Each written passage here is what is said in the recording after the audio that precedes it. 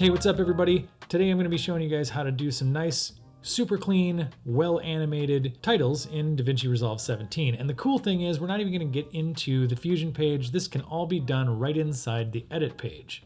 Let's get into it. So this whole thing kind of came up as I was editing for a buddy of mine who is in the process of trying to launch a course about trying to start a podcast.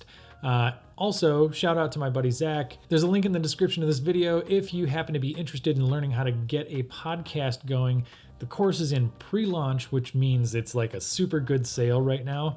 And I mean, not to plug it, but I mean, I'm plugging it because it's a sweet looking course. So description, do that. Anyway, being that he is a video editor himself, he wanted to know how I was going through and getting those text titles to animate onto screen in, a way that was just the right amount of bounce and just kind of fluid and nice and clean looking. So I initially told him I would send him a screen capture of me doing it. And then I thought, well, why don't I just make a YouTube video and I'll share how to do that with all you guys as well. We're going to get right into that right now. Okay, so this is going to be a pretty quick one. I already kind of created a simple project with just some drone footage that I shot in Missouri at some cool caves. We're going to use this in order to kind of demonstrate this whole title thing. So let's jump over into the computer and get going on this.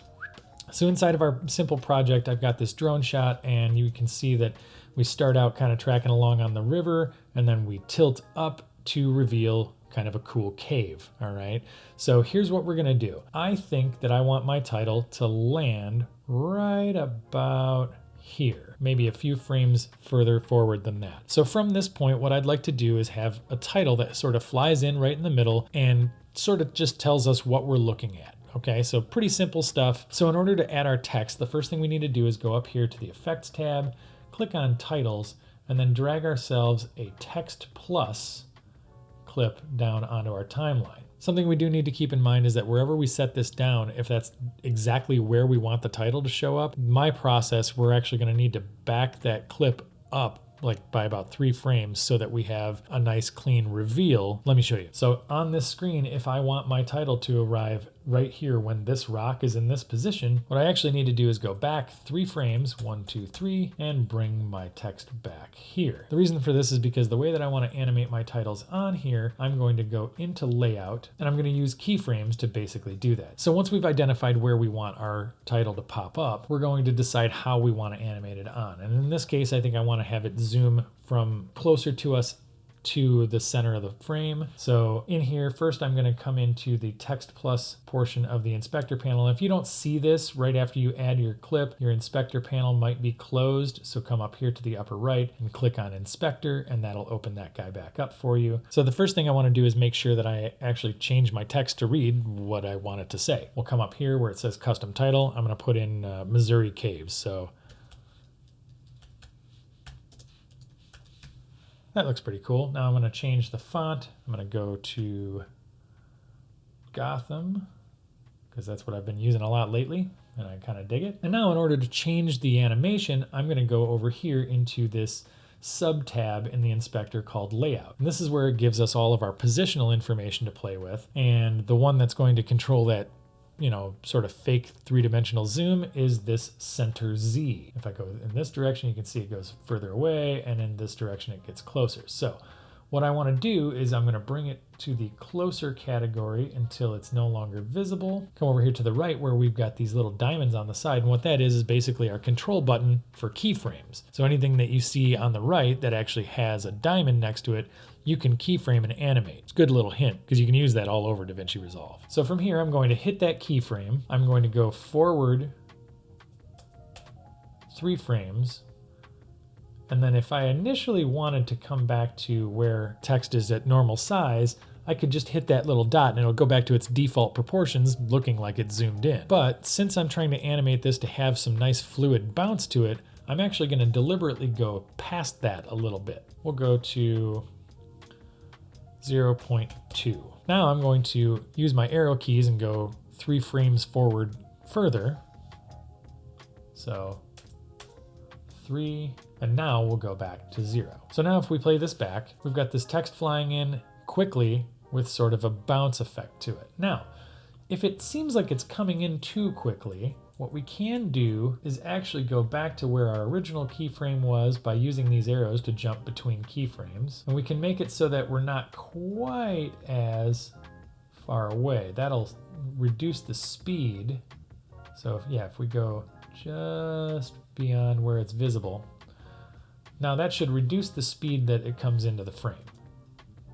So yeah, that looks a little bit more natural. That's something you always want to keep in mind whenever you're doing these kinds of text animations, is kind of tinker with those settings a little bit as you're animating it so that you get the most natural looking movement possible, and that will help to kind of keep things looking natural and more professional. Another thing we can do to make this look more professional is add some motion blur to it in order to kind of give it a little more organic looking feel. So in order to add that motion blur, I'm going to come back into these tabs on the inspector. I'm going to skip over transform, shading, image, and I'm going to go to settings. Now if I click on motion blur in settings, we're going to want to increase the quality. That's also kind of just the number of samples that it's using to create the motion blur. And I'll typically put this at either 6 or 8 because I don't think you really need any more than 8 to make it look good, but you be the judge.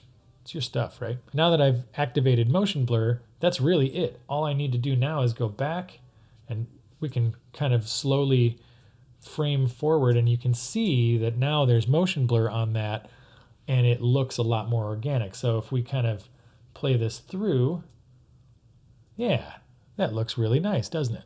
So now we need to decide how we want this to leave the frame. Most of the time I will either do the reverse of what the animation coming in was, or I'll just have it fade out. If I think the appropriate amount of time for the title to be on screen is maybe something along these lines. Ooh, that's actually kind of nice.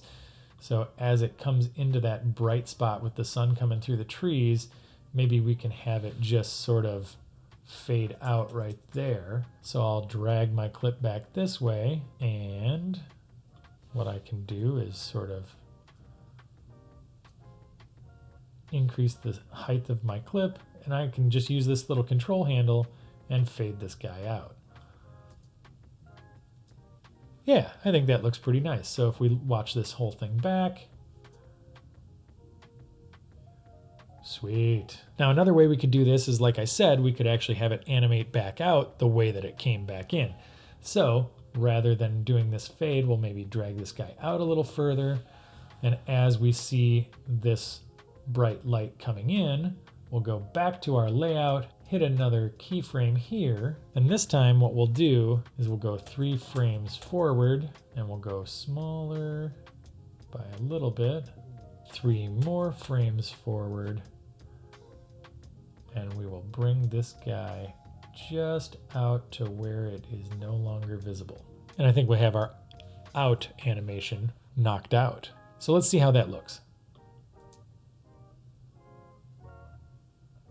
Yeah, that looks pretty slick. So I hope that this gives you guys a really simple and quick way to animate your text onto screen using DaVinci Resolve right in the edit panel. I hope you guys got something useful out of this video. If you did, do me a favor and hit that subscribe button, because that'll help me out. And check out this other video for more helpful tips. And I'll see you guys in the next one.